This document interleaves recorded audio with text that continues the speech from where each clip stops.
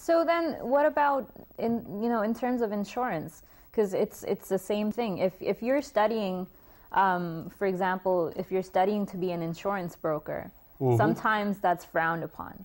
In some families, it's like this is not acceptable because you're contributing to this, interest-based society. Yeah, and as I said, I don't want to give people the impression I'm a scholar and I'm giving here some fatwas because I'm not a scholar, but most of these issues are issues that there is no what we call ijma' or everybody's saying it's right or wrong. You will find some people saying it's right, some people saying it's wrong. And what brings to my mind about insurance is a good friend of mine who said he had a friend that bought life insurance. And he wasn't a scholar, and he told this friend, insurance is haram, go and cancel it. And this friend went and canceled this life policy, and God behold, a month later he died. And his family was left with nothing. And this friend of mine tells me, I lived through torture all my life, knowing that I intervened, I gave a fatwa, which I was not qualified to give, right? I spoke my mouth when I shouldn't have, I should have stayed quiet, and I seen this family growing in poverty, and I thought, why did I speak? Why did I say something I'm not qualified? So here, I'm not saying it's halal or haram, you won't find out, go and ask scholars, and maybe for your circumstance, find out. But the idea is we just open and say it's right or wrong.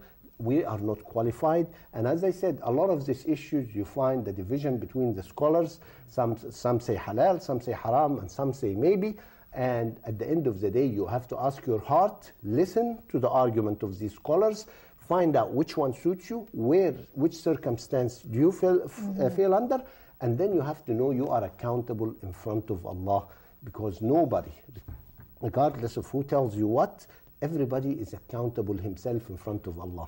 So I say go, read, find out, and see where do you best fit in. Exactly. So, since we're on the topic of professions, insurance brokers, etc., what can we, how can we put into perspective the people that pressure their children into saying you must do this or that? Children are growing up as Muslims, and they're being told you must be a doctor, you must be an engineer. And it's a culture thing, and it's said in some cultures, all want their children to be doctors or engineers because doctors or engineers make more money, supposedly. Yeah. However, I was told by a wise good friend a long time ago. He said, Ashraf, do what you enjoy, and then you will do it good, and money will always come. And I believe this. We should find what talent our children have and encourage them to do. We're not all meant to be doctors. We're not all meant to be engineers. When I was young, I seen this case where a family forced their son to be an engineer, and he failed. He did not, after 8 or 9 years at engineering university, he failed. He could not graduate, and yet he went to become an accountant, and he became a great accountant because that's where his passion is. So I encourage families, find out where the passion for your kids are, and encourage it, and money will always come. Having said this, life is not about money, and it's not everything is not money. So we should encourage. And then a very important point in Islam is what we call fard kifaya. Meaning, if we as a community, we're all doctors and engineers, who's going to be the farmer? We need somebody to farm. We need somebody to be a pharmacist. We need somebody to do the cleaning. We need. And as a society, we have to complement each other. And if we don't, we're all guilty. So if we are all doctors and engineers and nobody's farming our food, we are all guilty and we're all sinners. So we have to understand this concept of what we call fard kifaya, which every job, some of us in the community has to do this job, so we all have a complete community. So the thing about us forcing our kids to be doctors or engineers for the sake of money, and I've seen it a lot of cases, and the kid grows up, and all he thinks about is money, and then the parents say, the kid doesn't take care of us. The kid doesn't care of us. Well, you brought him up that money was everything. Well, you've done a great job. He only cares about money. Yeah, and it's a really good point what you brought up in terms of fard kifaya, which is, everyone has a responsibility in society. Yes. And we, in terms of, we must complement each other, but we must also support each other. And, I think that it's a very important role that the family plays. In my own case, my family's always been very supportive. I have, myself and my brothers, and we've always been encouraged to do what we love, because I think that if you are good at something, you will be successful, and if you want to do your job, you will be successful. And successful is enjoying what you do. Money, risk is from Allah. We don't know. And I've seen cases where somebody went into business and he made a lot of money, be it, obviously his parents wanted him to be a doctor or whatever, but he went in this business.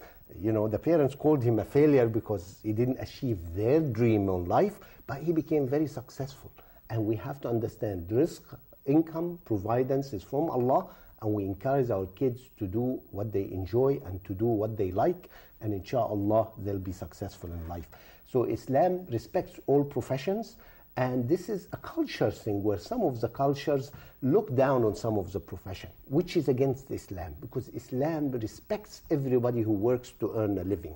And Prophet Muhammad ﷺ says, the best living or the best earning is what you've earned from the hard work of your hands. So whatever that job you have, Islam respects it, and we all have to respect each other. Sad, some of the cultures, they only respect certain jobs and disrespect others, which has nothing to do with Islam, which is really against Islam. And, the important thing to me is the hard work. Yes. If you work hard at what you're doing, then, certainly. And I think that in terms of growing up, we are supposed to be encouraged to, work hard from our parents. Because I think it's the work ethic that you see in, your father and your mother growing up that really encourages you to work hard in school, to accomplish your dreams, realize that, time is very, very important, and that you must put your time into your goals. Yes. And it tells us in the Quran, Allah subhanahu wa ta'ala tells us, إِنَّ اللَّهَ لَا يُضِيعُ أَجْرَ مَنْ أَحْسَنَ عَمَلًا. Allah does not waste the reward of those who do good work. So you want your children, as you said, to succeed, ask them to work hard, focus, and do it, enjoy it to contribute to the society, enjoy it to contribute to life, and inshallah it will pay off. Certainly. So, what do you think then in terms of education? What do you think of parents that want to kind of constrict their children to staying in the hometown? Because that's also something, I think that it may be a bit of a worry in terms of their responsibility towards the children, but there's that restriction of, staying around, and, apparently that builds your love for a family. Obviously this is a personal thing where some parents doesn't mind their children going to another city or another country to study. It's a personal thing. My personal opinion is, the children or the students should stay at home, study in a university close by, to enjoy this life, because after they graduate, they're going to move on to themselves. Why do we want to cut this link with the family early? Let's say universities is at 18 or 19. Why not keep the family together? There's 22, 23 when they graduate, and then if they want to go away for graduate studies or for a job, that's different. That's my personal opinion. I feel children should study close to home and stay with their family to enjoy that family life that they will miss after graduation.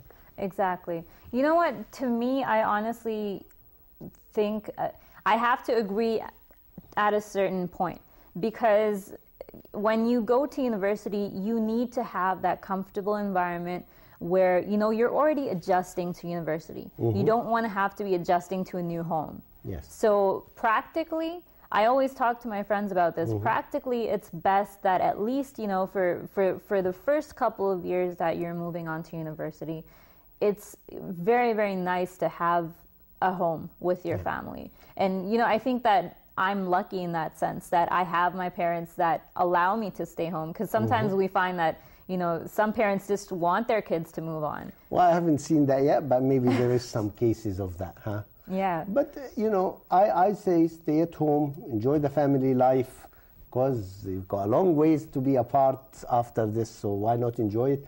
And, you know, you want specialized studies, go and study it in graduate school, and maybe that's a better time. But again, it's a personal opinion, and I'm sure everybody might have their own thinking and their own thoughts on this.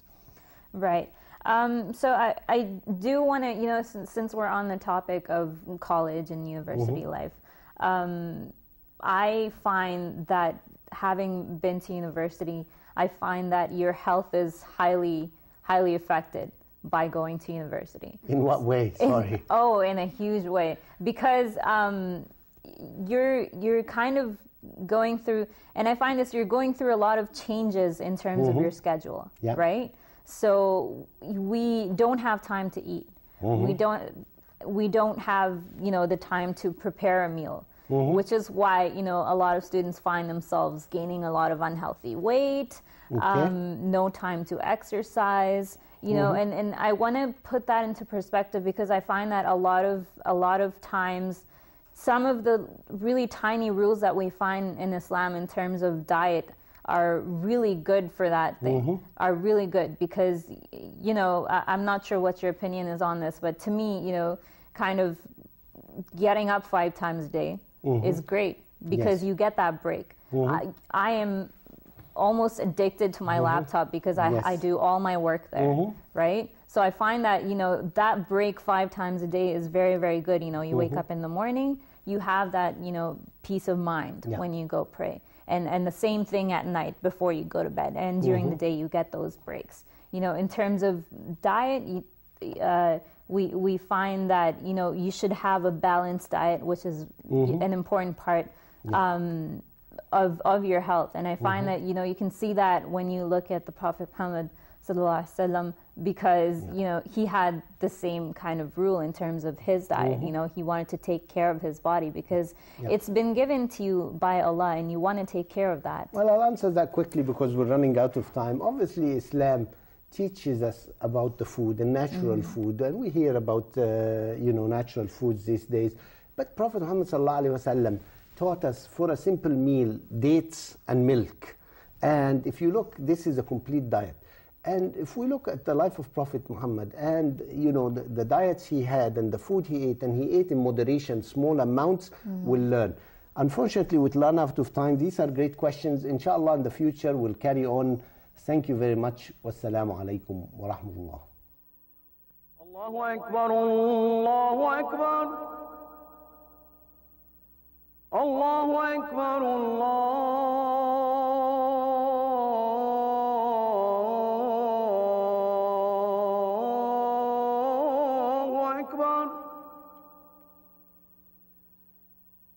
أشهد أن لا إله